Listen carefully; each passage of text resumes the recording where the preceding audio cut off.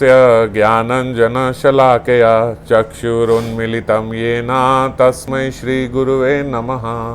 हरे कृष्णा कृष्णा कृष्णा हरे हरे, हरे राम राम राम हरे हरे। तो श्री श्री राधा रस सुधानिधि के कल 80वें श्लोक की हमने चर्चा करी थी, जिसमें श्रीपाद ने साधक वेश में राधा दास्य भाव की महिमा की स्फूर्ति प्राप्त करी थी। श्रीपाद अभी साधक देह से प्रार्थना कर रहे हैं भगवान से, और वही क्रम आगे चल रहा है। किशोरी जी से जो प्रार्थना उनकी चल रही है, आज 81वें नंबर श्लोक में श्रीपाद प्रार्थना कर रहे हैं, कैशोर अद्भुत माधुरी भर धुरीणाम गच्छवीम राधिकाम, प्रेमोल्लास भर राधिकाम निर्वधि ध्यायन्ति ये तद्धिये, त्यक्त्या कर्म भिरात मनैव भगवत धर्म अप्यहो निर्ममा, सर्व आश्चर्य गतिम गता रसमयी, तेभ्यो महात अभ्यो नमः। जो महत जन है उनको नमस्कार कर रहे हैं, तेभ्यो महत अभ्यो नमः। किन महाजन को? जो मन से भी कर्म का परिहार कर चुके हैं। जो हमारे नैतिक कर्म हैं वो उन नैतिक कर्मों को अपने मन से भी त्याग चुके हैं। मतलब उनके लिए अब इस जगत में कोई कर्म शेष नहीं है, कोई कर्म करने लायक नहीं रह गया है, सब उन्होंने त्याग दिया है। त्यक्त्वा कर्म भीर आत्मनैव, मन से उन्होंने ये सारे कर्म जिन्होंने त्याग दिए हैं, भगवत धर्म के प्रति भी ममता का त्याग कर, जो भगवत धर्म अपि अहो निर्ममा, जो उनकी ममता है वो भगवत धर्म के प्रति भी। यहाँ भगवत धर्म जो है उसको, जैसे हम भगवत धर्म की परिभाषा भागवतम से पढ़ते हैं तो उसमें लिखा है प्रत्येक जीव में भगवान की उपस्थिति देखने को भगवत धर्म बोलते हैं।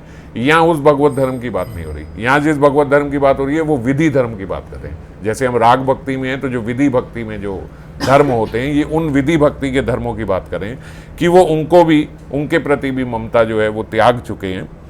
उनके प्रति ममता त्यागने का अर्थ ये है कि जैसे विधि में कई सारे विधि निषेध जो होते हैं वो भगवान से भय के कारण भी होते हैं, और कई जो होते हैं वो अपनी अभिलाषा पूर्ण करने के लिए भी बहुत सारे कर्म कृत्य किए जाते हैं कि हमारे मन की ये अभिलाषा ये पूरी हो जाए। जैसे आज दिवाली के अवसर पे ऐसा होता है कि इससे घर में लक्ष्मी आती है तो ये करना चाहिए। इस प्रकार के जो विधि धर्म है वो उनसे भी अपनी ममता त्याग चुके हैं।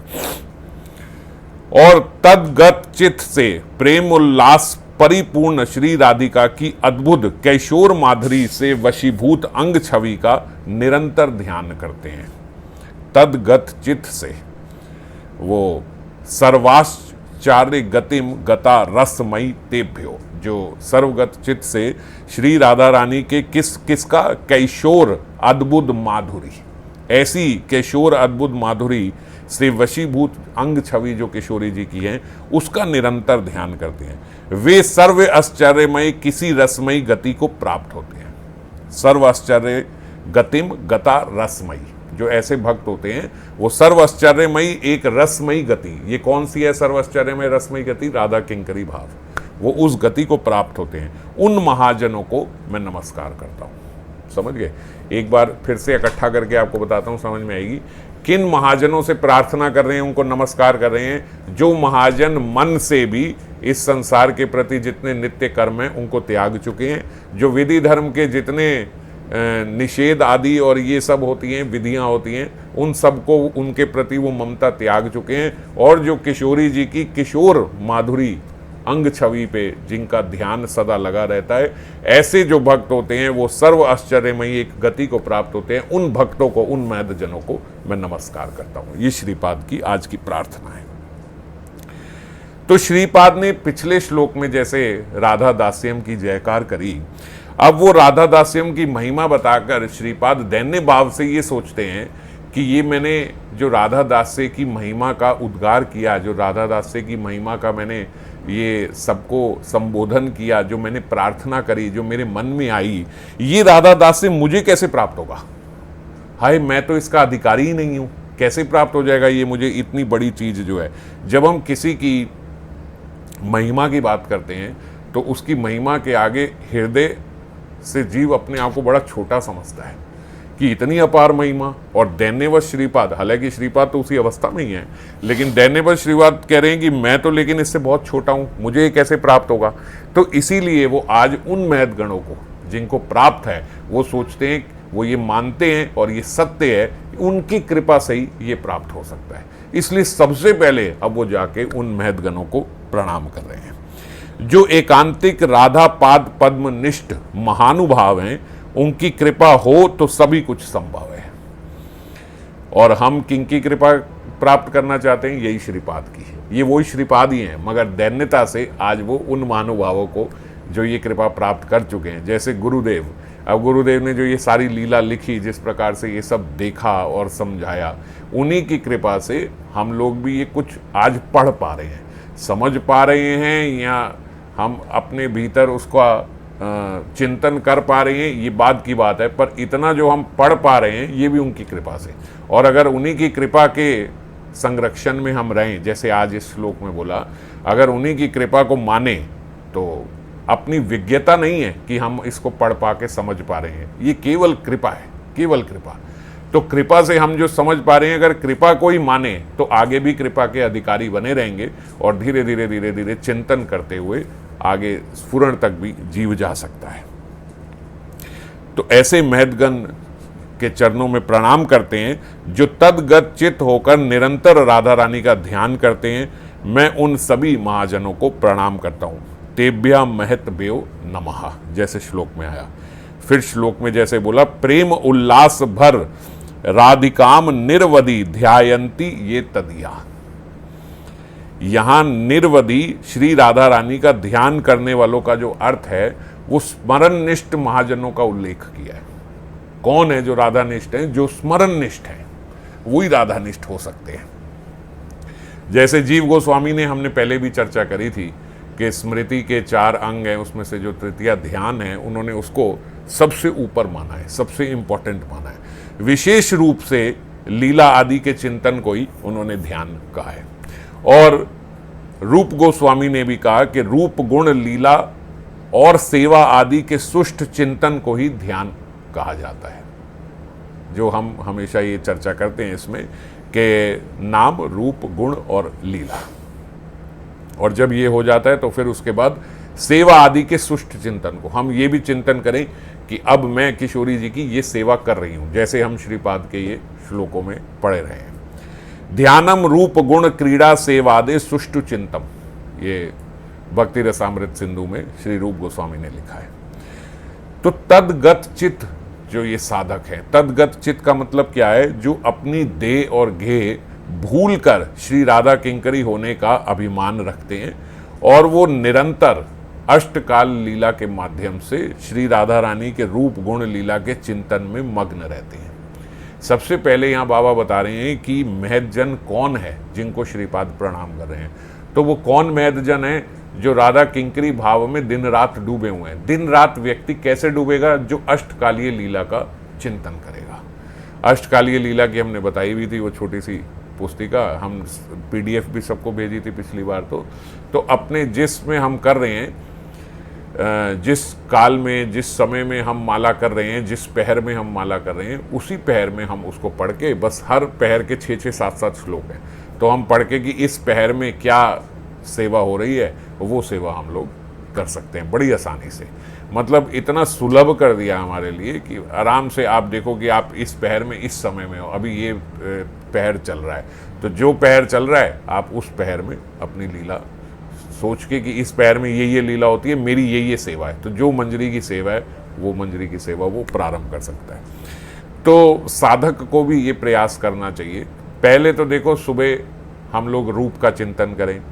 जब रूप का चिंतन ठीक से होने लगे, तो जैसे हमने पिछले 2-3 सत्र पहले चर्चा करी थी कि जो ये श्लोक चल रहे हैं, अभी उन श्लोकों पे चिंतन करें। जिस भी समय बैठे, अभी अष्टकालीय में नहीं, अभी जिस भी समय बैठे, अभी इसी श्लोक की लीला का चिंतन करें जो हमने श्रवण किया है और अध्ययन किया है। फिर धीरे धीरे धीरे धीरे जब आपको लगे कि हाँ, अब मेरे चिंतन में वो रूप आता है, अब मेरे चिंतन में, अब मुझे ईजी होता है ये मेडिटेट करना, ये लीला करना, तो फिर हम अष्टकालीय लीला का केवल एक पहर की लीला पकड़ के पहले उसका चिंतन करें।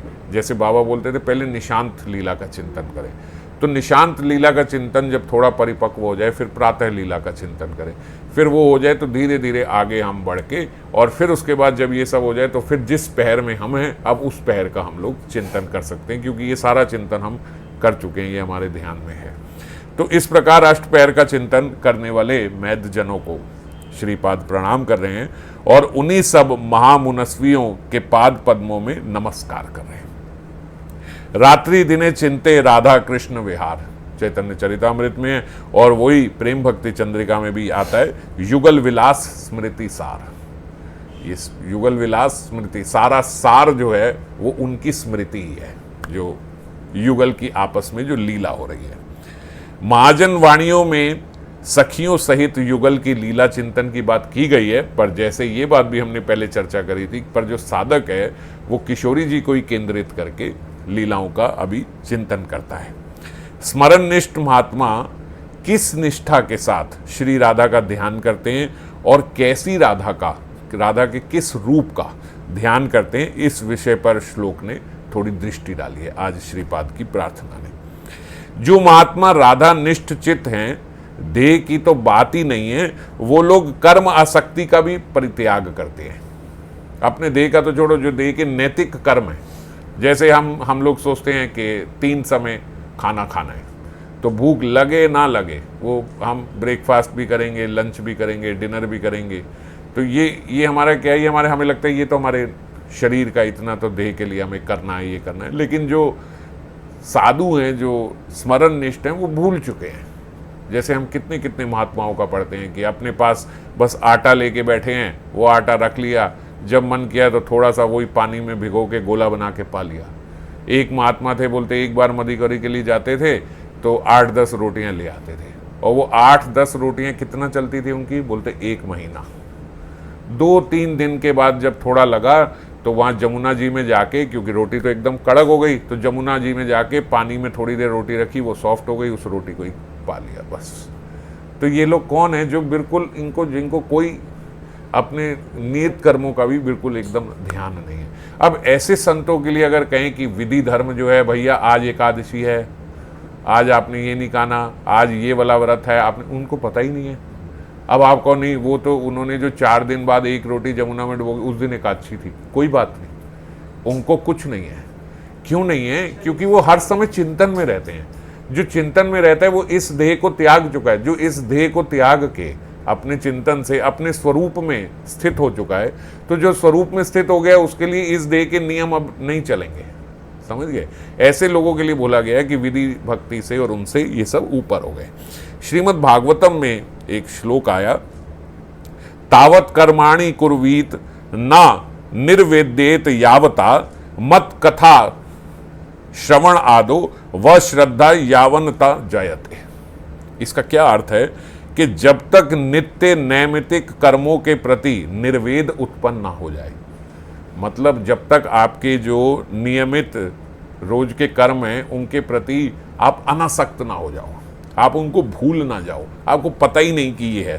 तावत कर्माणि कुर्वीत ना निवेदेत यावता, आपको पता ही नहीं कि क्या है क्या नहीं है। जब तक ऐसी अवस्था ना हो जाए, जब तक मत कथा श्रवण आदो, अथवा मेरी कथा के श्रवण आदि में श्रद्धा उत्पन्न ना हो, जब तक ऐसी श्रद्धा उत्पन्न ना हो, तब तक क्या करना है? यावत ना जायते, तब तक अपने कर्मों का त्याग नहीं करना। आप ऐसे नहीं कि आप खाने पीने में तो आपकी पूरी रुचि है, 3 टाइम खाना है, इस टाइम मुझे दूध भी पीना है, इस टाइम मुझे नारियल पानी पीना है, इस टाइम मुझे ये वाला जूस पीना है, हमारा कितने कितने तो ध्यान दे के रख लिए।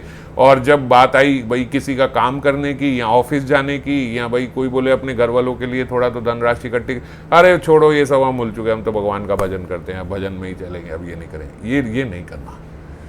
आप परिवार में रह रहे हो, आपकी टांग में दर्द हुआ, आपने 2 बच्चे इकट्ठे कर लिए, चलो भाई हमारे पैर दबाओ, पैर में दर्द हो रही है, चलो भाई अपनी बीवी को बोला खाना बनाओ, अभी सुबह का, दोपहर का, शाम का, ये सब तो आप कर रहे हो।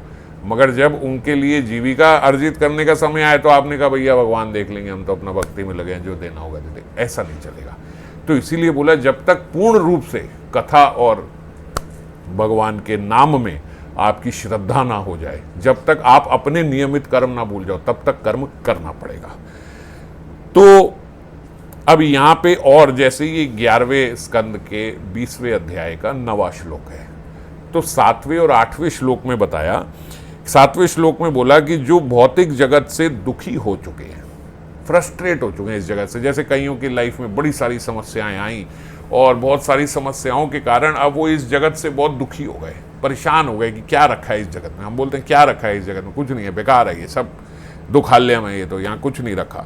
ऐसे लोग जो फ्रस्ट्रेट हो गए हैं, लेकिन उनकी भगवत प्रीति तो नहीं हुई है, केवल वो तो फ्रस्ट्रेट हुए हैं यहाँ से इस जगत से किसी दुख के कारण।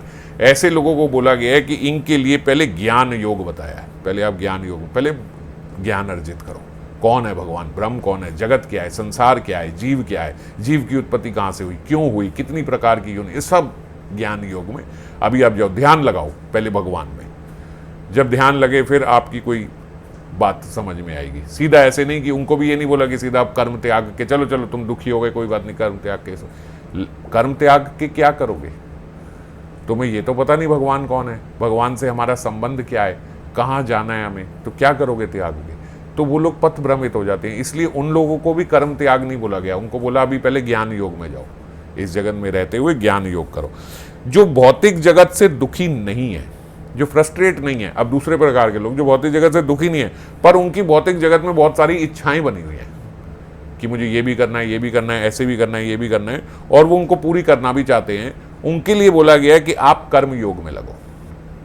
कर्म योग में क्या है, आप कर्म करते करते कर्म के सारे परिणाम जो हैं और फिर धीरे धीरे अपने कर्म जो हैं, अपने एक्शन भी जो हैं, वो सब भगवान को अर्पित करना सीखो। सब भगवान के प्रसन्नता से, भगवान के जो जिसमें कोई पाप ना हो, जिसमें किसी के प्रति कोई अपराध ना हो, इस प्रकार के कर्म करो। कर्मों के द्वारा भगवान से जुड़ना, इसको बोलते हैं कर्म योग। तो ये नीचे से लेके ऊपर तक जाता है। सबसे नीचे की बात क्या है कि भैया कोई पाप नहीं करो, आप ऐसे कर्म करो जिससे पाप ना हो। आपको आहार खाना खाओ लेकिन भोग लगा के खाओ। आपको राशि कमानी है कमाओ, लेकिन जैसे शास्त्रों में बताया गया कि कम से कम अपना 10% जो है वो भगवत कार्य में लगाओ।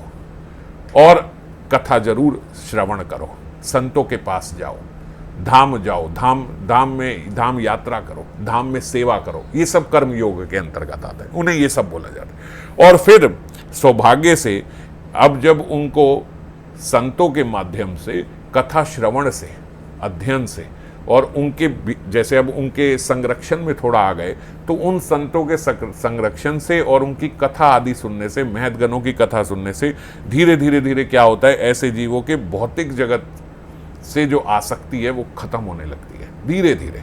अब जो उनकी इच्छाएं थी वो पहले कम होने लगती हैं, फिर धीरे धीरे इच्छाएं खत्म हो जाती हैं और श्रवण कीर्तन आदि में उनकी आसक्ति बढ़ जाती है। तो ऐसे लोगों के लिए बताया गया जब आप ये करो, अब आप भक्ति योग में आ जाओ। सबसे पहले ज्ञान योग, फिर कर्म योग, और कर्म योग की बढ़ते बढ़ते बढ़ते बढ़ते जो उच्चतम अवस्था है उसको भक्ति योग बोला जाता है। ये सर्वश्रेष्ठ साधन है भक्ति योग।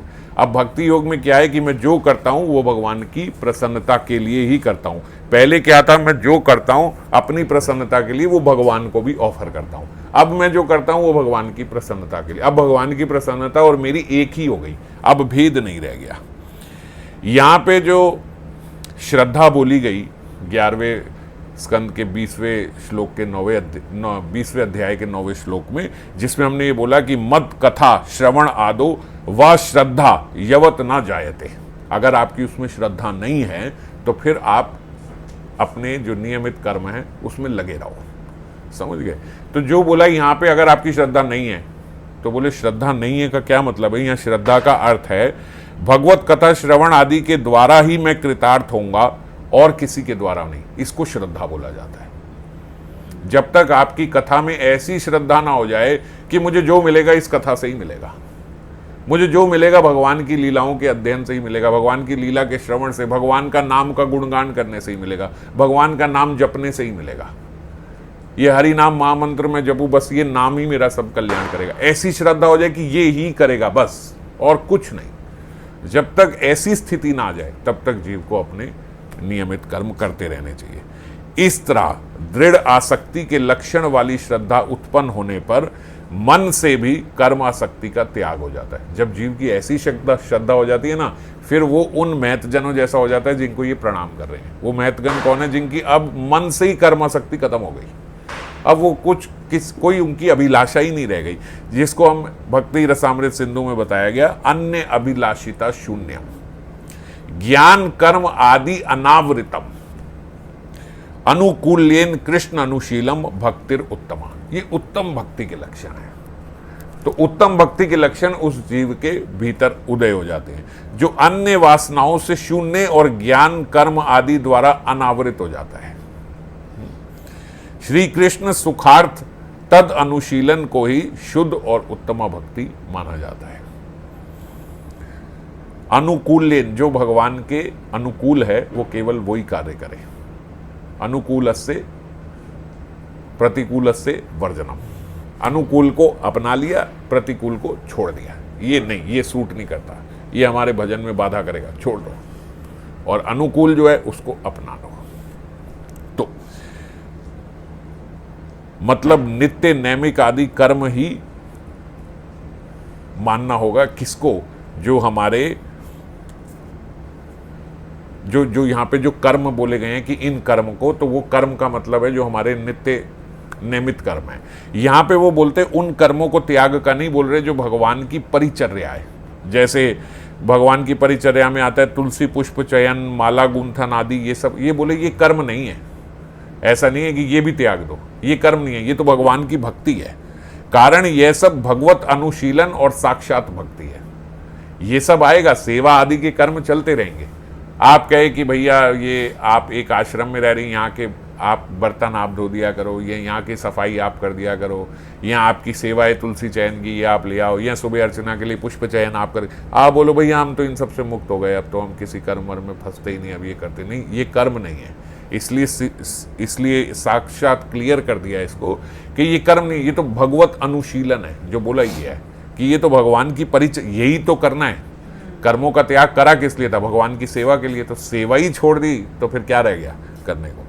तो विश्वनाथ चक्रवर्ती पाद ने इसको एक्सप्लेन किया और बोला, श्रवण कीर्तन अर्चन आदि भगवत अनुशीलन के बिना राग भक्तों का ब्रज लोक अनुगत्य आदि कुछ भी सिद्ध नहीं होगा। ये बात स्पष्ट रूप से समझो। श्रवण कीर्तन अर्चन में जितनी भी सेवाएं हैं ये तो करनी होगी, ये करनी है, क्योंकि इनके बिना जो राग भक्त भी हैं। अभी साधन ऐसे नहीं आपको ये तो विधि भक्त वालों का काम है, वो ये सब करेंगे। कई लोग ऐसा मानते हैं कि भाई नहीं, ये क्या सेवाओं में लगे रहते हैं, अपना बैठ के नाम करो, वहाँ बैठो अपना हरि नाम करो, क्या तुम ये सेवा करते हो, ये करते हो, वो करते हो, ये सेवा की क्या जरूरत है? तो वो सेवा देख के भाग जाते हैं। जब आप बैठ के कहीं कथा सुनते हो, उस कथा में कोई तो माइक लगाने वाला भी होगा, किसी ने तो सफाई भी करी होगी, किसी ने तो वहाँ आपके लिए आसन भी बिछाया होगा, चिटाई बिछाई होगी, ये सब अरेंजमेंट तो किसी ने करे होंगे। तो वो अरेंजमेंट को आप भोग तो रहे हो, मगर जब आपका नंबर आया कि कोई सेवा करने का, तो आपको नहीं, इससे अच्छा तो मैं बैठ के हरि नाम कर लूँ। लोग तो गुरु सेवा में भी जो लगा होता है उसको भी बोलते हैं क्या दिन रात यही करता रहता है, इससे अच्छा तो भजन ही कर ले। एक कथा में अभी पीछे बता रहा था कि वो गुरु सेवा की, एक गुरुजी के सेवक थे, वो सबको बोलते थे कि भाई ये करा करो, ये करा करो, अपने बर्तन खुद धोया करो। जैसे आश्रम में अनुशासन होता है कि आप अपना खाओ, बर्तन धो, ये सब करो, सबको बोलते थे। उनको भी भक्त को उन्होंने बोला कि भाई ऐसे ऐसे ही करा करो। तो एक भक्त ने वो अच्छा था, ज्ञानी था, सब गुरुजी की जितनी कथा थी उसको ठीक से समझता था। तो उन्होंने बर्तन नहीं धोए एक दिन, क्या छोड़ो ये सब, क्या कोई धो लेगा। तो जिसके भीतर थोड़ा ज्ञान का अहंकार आ जाए वो इनको छोटा कार्य समझता है कि ये सब क्या बर्तन धोए। तो जो दूसरे थे वो पढ़े लिखे नहीं थे, उन्होंने कहा इनके बर्तन मैं धो देता हूँ, कोई बात नहीं। वो बर्तन धो दिए। एक दिन एक के धोए, 2 दिन धोए, 3 दिन धोए, दूसरे ने भी सोचा चल यार ये धो ही देता है, हम भी इसको दे देते हैं। थोड़े दिन के बाद ऐसा हो गया कि वहाँ पे जो 20-25 शिष्य थे वो 20 के 20 धोने नहीं लगे, और वो एक बेचारा सबके बर्तन धोता था, और वो पढ़ा लिखा भी नहीं था। तो सब लोग ऐसे मानते थे कि अब ये यही करेगा और क्या करेगा, इसको कोई कथा समझ थोड़ी ना आती है, इसने थोड़ी ना कुछ करना है, कुछ अध्ययन नहीं करना, कुछ श्रवण नहीं करना, ना कुछ लिखन का कार्य है, तो कुछ भी नहीं है, तो ठीक है ये धो दिया करेगा, कोई बात नहीं, इसकी यही सेवा है। ऐसा होता है ना, हम बुरे नहीं हैं, मगर हम मान लेते हैं कि चलो जी इसका यही कार्य है, तो हम और कार्य करते हैं, इसका ये हमारा काम कथा लेने का है, हम थोड़े ना कोई ये बर्तन धोएंगे जाके। इस प्रकार का अहंकार जीव के भीतर आ जाता है, तो वो बर्तन धोते थे। एक बारी कथा लेने लगे, गुरुजी ने बोला कि भैया वो आए नहीं। अब वो जब बर्तन धोने लगे तो दूसरी परिचर्या भी भक्तों ने छोड़ दी कि चलो ये कर ही लेता है, झाड़ू भी यही लगा लेता है, पोछा भी यही कर लेता है, बर्तन भी यही ये कर ही लेता है, और ये क्या करेगा। तो वो लेट हो गए कथा में, नहीं तो कथा में तो सब शिष्य आके बैठते थे। गुरुजी ने कहा कहाँ है भाई, बोले वो तो गुरुजी कुछ कार्य कर रहा होगा, आप छोड़ो, वो तो वैसे भी ज़्यादा उसको समझ में नहीं आती, आप कथा पढ़ा। जिसने बोला समझ में नहीं आती, गुरुजी ने कहा क्या, बोले गुरुजी बहुत ज़्यादा पढ़ा लिखा नहीं है तो शायद समझ में। बोले बुला के लाओ उसे, बुला के लाए। गुरुजी ने बोला हाँ, उनका जो भी अमुक नाम था, बच्चा बताना कि कल मैंने कथा में क्या बोला था। उसने बताया गुरुजी आपने ये बोला था। क्या सार है इसका, गुरुजी ये सार है। परसों मैंने कथा में क्या बोला था, गुरुजी ये बोला था। क्या सार है, गुरुजी ये सार है। उन्होंने देखा, बोलो अच्छा बताओ आज मैं क्या कथा में लेने वाला हूं। उन्होंने बता दिया गुरुजी आज आप ये लेने वाले हो। अच्छा कल मैं क्या लेने वाला हूं, उन्होंने बता दिया गुरुजी आप ये लेने वाले हो। अब बोले अब बोलो। तो जो गुरु सेवा करने वाला व्यक्ति है उसको हम सोचेंगे है ये किन उसमें लगा हुआ है, परिचर्या में लगा रहता है, इससे तो चार ही नाम ले लो, ये ले लो। जान सकते हो गुरु सेवा का क्या महत्व है। जो यहाँ महत जनों को प्रणाम कर रहे हैं, जिनके संरक्षण में आने के, ऐसे ही थोड़ी कर रहे हैं। बाद में बोलते जब गुरुजी एक शास्त्र लिख रहे थे, वृद्ध हो गए थे, शरीर छोड़ने की बारी आई गुरुजी की, तो गुरुजी थोड़े उदास थे कि भाई मेरा ये शास्त्र अधूरा रह गया, मैं लिख नहीं पाया, मगर आज लगता है मेरा समय हो गया। और गुरुजी परम गति को प्राप्त हुए। परम गति को प्राप्त हुए तो बोलते बड़े सारे शिष्यों ने प्रयास किया कि गुरुजी के शास्त्र को समझ के आगे पूरा कर सके, कोई नहीं कर पाया। एक बहुत उनका श्रेष्ठ शिष्य था जो वाराणसी में बोलते उसका अपना, उसके कई शिष्य थे, उसको बुलाया गया, भैया आपके गुरुजी का ये शास्त्र अधूरा है, पूरा कर दो। उन्होंने भी पढ़ा, बोलते तो मेरे समझ के बाहर है, तो ये तो मैं नहीं कर पाऊंगा। जिनके आगे कई शिष्य थे, सबसे आखिरी में नंबर उसको मिला जो भैया बर्तन धोता था, उसको बोला आप लिखो।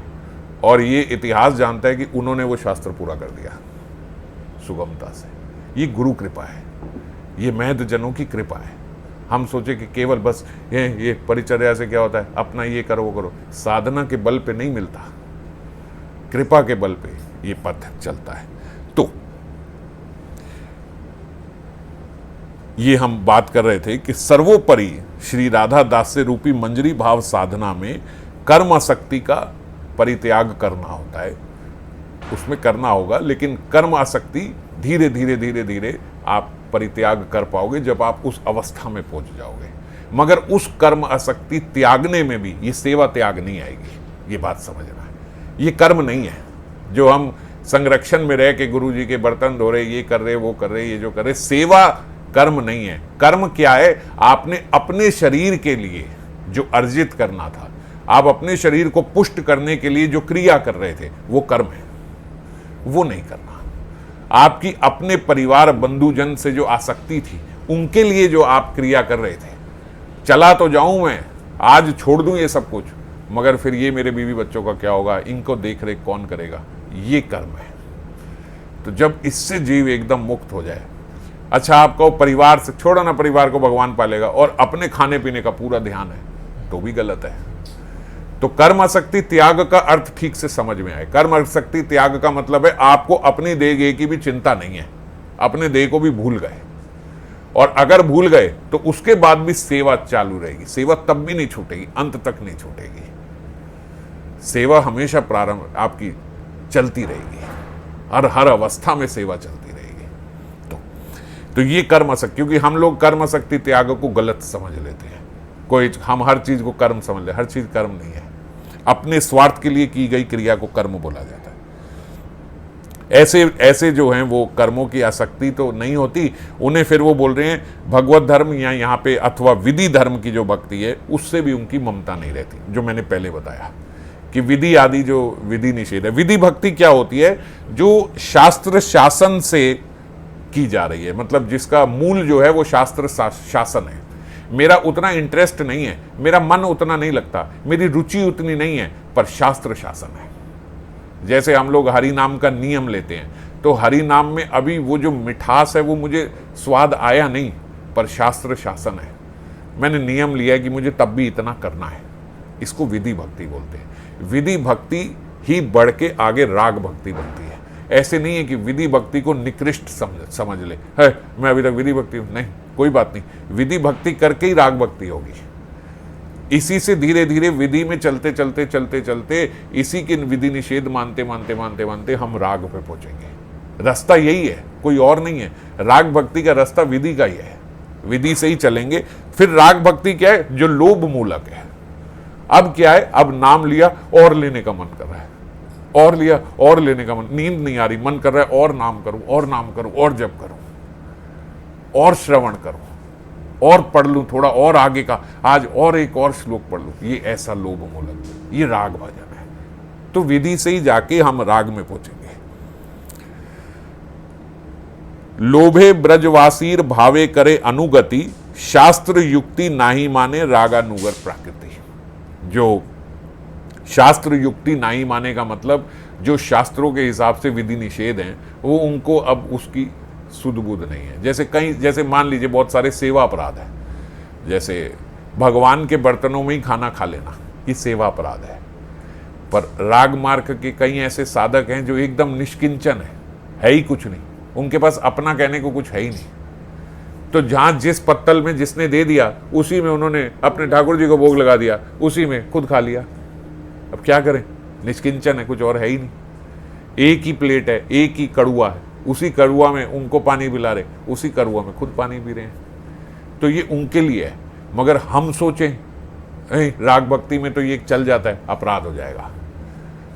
भगवान का जहां ऑल्टर है, जहां भगवान को विश्राम कराया जाता है, वहां साधक को खुद विश्राम नहीं करना चाहिए उसी रूम में। ये सेवा अपराध है। मगर अब है ही नहीं, एक ही कुटिया है, एक ही कमरा है, वहीं विश्राम करे, वहीं हम भी करेंगे। कुटिया तो दूसरी है नहीं, क्या करेंगे? तो वो उनको लिए वो अपराध नहीं है।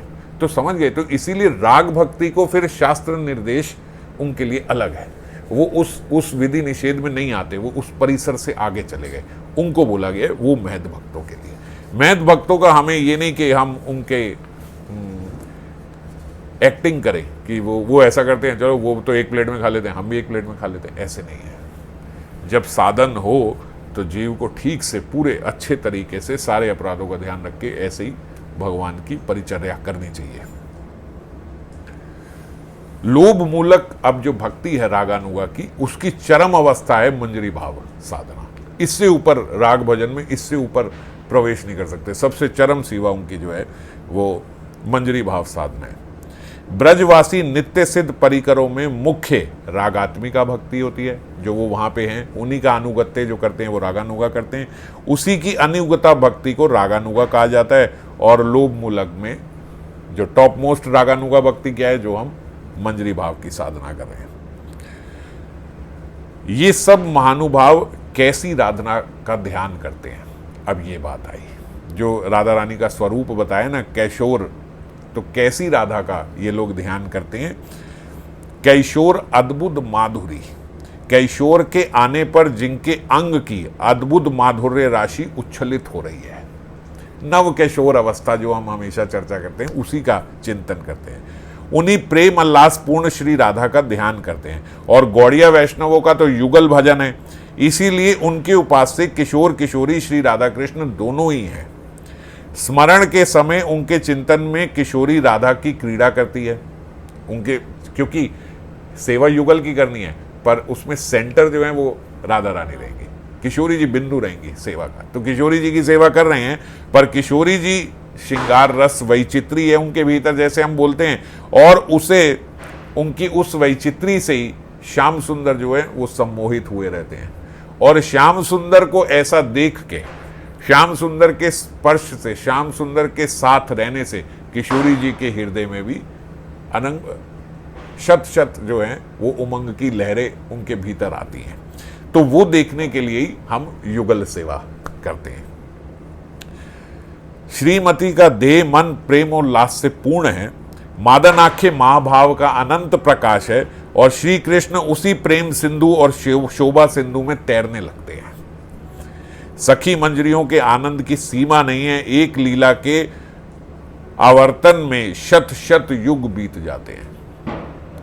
गोलोक में एक लीला चल रही है, वो एक लीला के होते होते होते होते होते होते पता चला भाई कई युग बीत गए, अभी वो लीला, वहां समय तो है ही नहीं। हम यहाँ प्रैक्टिस करते हैं अष्टकालीय लीला में, इसमें ये होता है, इस समय में ये होता है, होता उस समय में वही है, पर हो सकता है वो समय 1000 साल बाद आए। समझ गए? तो एक पहर आज चल रहा है, उस पहर की लीला में ऐसे आनंद में सब बह गए बह गए बह गए बह गए, समय वहीं रुक गया। समय कब चला? बोले वो वहां तो 2000 साल बीत गए, अभी वही पहर चल रहा है, अब अगला पहर शुरू हुआ। वहां के सूर्य और चांद नहीं चलाते हैं, वहां लीला ही चलाती है, सब कुछ लीला ही चलाती है। हमारे यहाँ तो भैया ये सूर्य अस्त का टाइम हो गया, आप जो मर्जी कर लो, सूर्य उसी समय अस्त होगा, आप जो मर्जी कर लो, सूर्य उसी समय उदय होगा। ऐसा थोड़ी है कि सूर्य उदय से पहले आपको उठना है, आप नहीं उठे तो सूर्य उदय नहीं हो रहा है।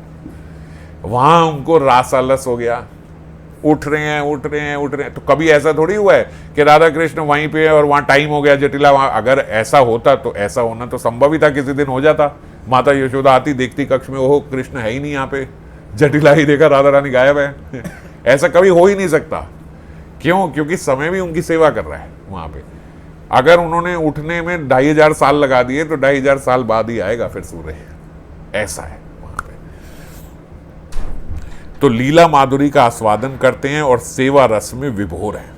तदगत चित्त जो हैं उनका विश्व पक्ष शून्य हो गया। ये बात समझो, वो तदगत चित्त है मतलब विश्व पक्ष उनका शून्य हो गया। उन्हें पता ही नहीं कि हम इस दुनिया में हैं। जैसे यहाँ श्रीपाद है, जैसे अपने गुरुदेव हैं, उन्हें पता ही नहीं हम इस दुनिया में। पर क्योंकि गुरुदेव आचार्य हैं तो अपने आचरण से सिखाने के लिए, हमने पिछली बार भी जैसे चर्चा करी थी, हमेशा गुरुदेव ने एक डिसिप्लिन रखा है कि इतने समय ये, इतने समय। महाप्रभु भी जैसे कितना हो जाए लेकिन भाई आवेश में आ जाते थे, तुरंत बह जाते थे, फिर भाई आवेश में आ जाते थे। उन्होंने अब की भाई आवेश में आना ना पड़े, पूरा हो जाओ, इसके लिए उन्होंने लास्ट के जो 12 साल थे वो उन्होंने अपने एक कमरे में बिल्कुल अपने आप को कैद कर लिया, गंभीरा में। उसको गंभीरा लीला बोलते हैं। गंभीरा में अब वो ऐसे हो गए कि अब कुछ नहीं, बस अब मैं केवल अपना आस्वादन करूंगा। तो अपने आस्वादन के लिए वहां रहे। पर गुरुदेव जैसे जो महत्जन है, जो आचार्य पद पर है, जिन्होंने अपने आचरण से शिक्षा दी है, उन्हें फिर भाइयावेश से ये सारी क्रियाएं भी टाइम से डिसिप्लिन की तरह करनी पड़ती, कि साधक सीखे कि ये आचरण होना चाहिए।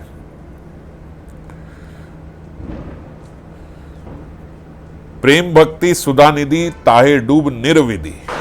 ये प्रेम भक्ति सुधा निधि में हर वक्त वो डूबे रहते, निरंतर सुख पावे। और जो हमेशा डूबा हुआ है वो निरंतर सुख पाता है। ऐसे महत् पुरुषों की कृपा को छोड़ अन्य कोई उपाय नहीं है। तेभ्यो महद्भ्यो नमः। इसीलिए ऐसे महत् भक्तों को नमस्कार किया है। श्रीपाद कहते हैं जो इस प्रकार श्री राधा के ध्यान रस में निरंतर मग्न रहते हैं, उन्हें कोई रसमयी, कोई आश्चर्यमयी गति प्राप्त हुई है, होती है। वो आश्चर्यमयी गति क्या है, इस बात को समझो। सरल है, सुगम है, आपके पास भी है वो गति। गौड़ीय वैष्णव संप्रदाय में साधक को श्री गुरुपाद आश्रय में, श्री गुरु के आश्रय में उनके साथ साथ राधा किंकरी के रूप में एक मंजरी स्वरूप का परिचय दिया जाता है। अब यहां वो स्वरूप दीक्षा की बात बता रहे हैं कि आश्चर्यमयी, बोला ना उसको, एक आश्चर्यमयी गति प्राप्त होती है। क्या आश्चर्यमयी गति है? जब आप गौड़ीय वैष्णव में परंपरा से जो गुरुपाद आश्रय में हो, तो वो आपको आपकी साधना देखकर एक स्वरूप देंगे, वो मंजरी का एक स्वरूप देंगे। वो बोले कि वो जो स्वरूप है वो पार्षद देह है। वो कहाँ है? वो गोलोक में है। और गोलोक में कैसे बोलते? गोलोक में अनंत मूर्तियां विद्यमान है, बहुत सारी मूर्तियां विद्यमान है, मूर्ति हैं। वो एक गुरुदेव बोलते, वो वहां पे जाके अपने स्वरूप में जाके एक मूर्ति का चयन करके उसको देख के आपको बताते हैं, आप ये हो, आपकी ये सेवा है, आपके ये वस्त्र हैं। वो अभी चलायमान नहीं है क्योंकि वहां चेतना पहुंची नहीं है। तो जब जीव फिर साधना करता है, साधक वो साधना करता है जो उसको गुरुदेव ने बताया, ये काल्पनिक नहीं है, ऐसा सत्य में है, ये काल्पनिक नहीं है। तो जब वो उसको बताते हैं जो नित्य सत्य है, वो उसका चिंतन करना प्रारंभ करता है। गुरु कृपा निर्दिष्ट मानसी सेवा करता है, इसको मानसी सेवा बोलते हैं, जो हम ध्यान करेंगे। और फिर उसका धीरे धीरे जो माइक देह अभिमान है, जो माया का ये जो देह अभिमान है, ये इस देह का जो अभिमान है, ये नष्ट होता है और धीरे धीरे वो अपने मंजरी देह के आवेश में चला जाता है, धीरे धीरे स्वरूप निष्ठ होता है। आपने अपनी जो कॉन्शियसनेस है, जिसमें हम अपने आप को ये शरीर मानते हैं, मान लीजिए अभी तो 100% यहाँ पे है, धीरे धीरे क्या होगा, यहाँ 90 रह गई, वहाँ 10 हो गई, फिर वहाँ 20% वहाँ चली गई, यहाँ 80 रह गई। अब उतनी चीज़ें परेशान नहीं करती, 30% हम वहाँ चले गए, 70% यहाँ रह गई। ऐसे करते करते जैसे डेटा ट्रांसफ़र होता है आपका आज की डेट में, ऐसे डेटा ट्रांसफ़र होता जाएगा, आपकी कॉन्शियसनेस ट्रांसफ़र होती जाएगी। फिर एक समय आएगा जब आपकी कॉन्शियसनेस पूर्ण रूप से उस स्वरूप में चली गई। अब उन्हीं महत भक्तों की यहाँ वो बात कर रहे हैं। अब ये आश्चर्यमय गति प्राप्त होती है। अब वो यहीं पे रह के अपने स्वरूप से, अब जब वहाँ चली गई, अब वो मूर्ति चलने लगी, अब प्राण आ गए उसमें और वो सेवा करने लगी। कौन सी सेवा, किससे चल रही है वो, वहां पावर कौन दे रहा है? आपकी चेतना ही वहां पावर दे रही है। आपकी चेतना से वहां उसको पावर मिल रही है और वो सेवा कर रही है। इसीलिए स्फूर्ति में साक्षात सेवा, साक्षात, बिल्कुल ऐसा नहीं है कि केवल स्फूर्ति है, उसमें साक्षात सेवा हो रही है। वो कौन कर रहा है? वो आपका वो स्वरूप कर रहा है। ये कोई मुश्किल नहीं है समझना। आज हम कितने बड़े बड़े डेटा जो है ब्लूटूथ से ट्रांसफर कर देते हो कि नहीं कर देते? ये ब्लूटूथ क्या है? थोड़े वर्ष पीछे चले जाओ, जो व्यक्ति 20 वर्ष पहले मर गया हो, आज उसको जिंदा कर दो, वो ब्लूटूथ को देखेगा कि जादू हो रहा है। ऐसा हो ही नहीं सकता, ये कैसे हो रहा है? इतनी बड़ी बड़ी फाइल। अब हमने प्रिंटर ले लिया ब्लूटूथ वाला, यहां बैठे प्रिंट की ऑप्शन दबाते हैं, वहां नीचे प्रिंट आउट निकल रहे हैं। कैसे चला गया वो प्रिंटर पे इतना डेटा? कैसे पता लग गया? यहाँ फोटो खींची और वहां ट्रांसफर किया, वहां प्रिंट आउट निकल गया। कैसे? क्या, कहाँ जा रहा है, किससे जा रहा है? तो जब ये डेटा इस माइक जगत में ऐसे जा सकता है, तो हमारी चेतना क्यों नहीं जा सकती ऊपर? क्या मुश्किल है इस बात को समझना? तो वो चेतना जब धीरे धीरे ऊपर जाती है, तो वो चेतना उसको चलायमान कर देती है, हमारे स्वरूप को। और फिर जब व्यक्ति यहाँ शरीर छोड़ता है, तो गोपी गर्भ से उसका जन्म होता है। पहले गोपी गर्भ से कहां होगा? जहां प्रकट लीला में भगवान की लीला चल रही है। जैसे इस पृथ्वी पे आए लीला चल रही है, अब अनंत पृथ्वी आए तो किसी और लोक में कहीं लीला चल रही होगी अभी भी। तो जहां लीला चल रही होगी, यहां साधक ने शरीर छोड़ा, वहां उसका गोपी देह से जन्म हुआ। अब वहां उसको आगे के भाव मिलेंगे। यहां तो हम भाव और प्रेम तक की अवस्था तक पहुंच सकते हैं। ये शरीर प्रेम की अवस्था से ऊपर की अवस्था को सहन नहीं कर सकता।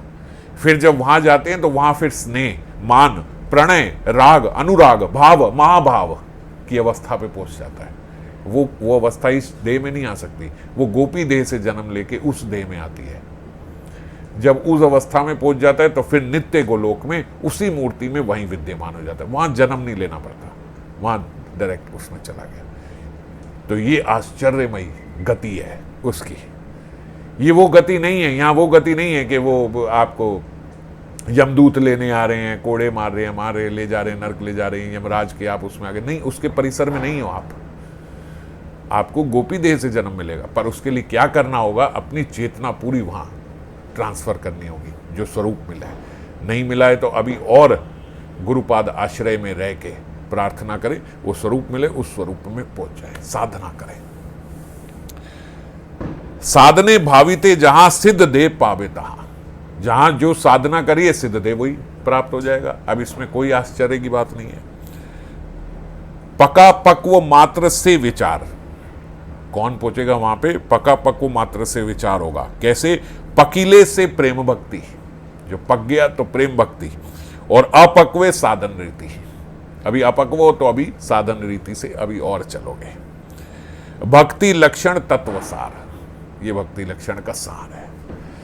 तो बड़ी सुगमता से बाबा ने समझाया कि क्या उनको आश्चर्य गति मिलती है और महदगण जो होते हैं वो कैसे होते हैं, जो वही महतगण जिन्होंने यहाँ से अब वो यहाँ के सारे कर्मों से मुक्त होके अपने उसी पार्षद देह में, अपने उसी सिद्ध देह से सेवा कर रहे हैं। तो उन महतगतों के संरक्षण में हम लोग रह के ही वो ये वाली अवस्था प्राप्त कर सकते हैं। मतलब श्रीपाद के यही शास्त्र पढ़ के और गुरुदेव के संरक्षण में रह के ही, उनके संरक्षण से अध्ययन आदि करके हम उस अवस्था को प्राप्त हो सकते हैं। आज के श्लोक में यही प्रार्थना है, कल फिर आगे चर्चा करेंगे। जय राधे।